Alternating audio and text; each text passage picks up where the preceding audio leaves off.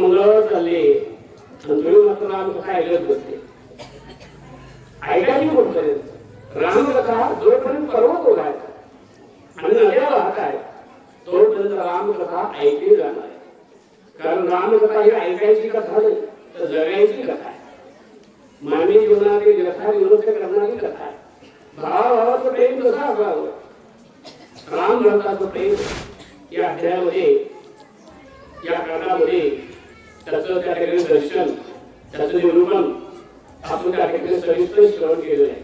भावाभावाचं प्रेम कसं असावं, पती पत्नीचं प्रेम कसं असावं, राम सीतेचा हनुमानासारखं त्या ठिकाणी सेवा असावी. रामकथेतलं प्रत्येक पात्र आपल्याला काहीतरी मूल्य देऊन जाणार. म्हणून रामकथा ऐकली त्याप्रमाणे जर समाजामध्ये परिवर्तन झालं, आचरण झालं तर कायदा आणि सुव्यवस्थेची सुद्धा गरज राहणार नाही. रामराज्य येणार. झाले रामराज्य काय एवढी अंबासी धरणी दरेवटी गाई ओढल्या.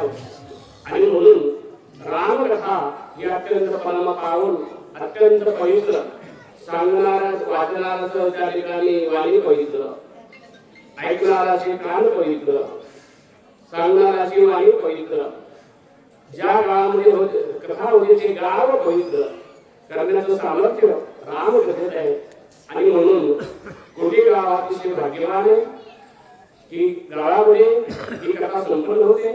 त्या गावाचे वैशिष्ट्य त्यावेळेला आबाल वृद्ध सर्वजण अत्यंत एकोप्याने अत्यंत श्रद्धेने कथेला त्या ठिकाणी संपन्न होता. कथेला त्या ठिकाणी उपस्थित राहतात. आणि म्हणून आपण सर्वांनी कथा त्या ठिकाणी आज श्रवण केलेली आहे.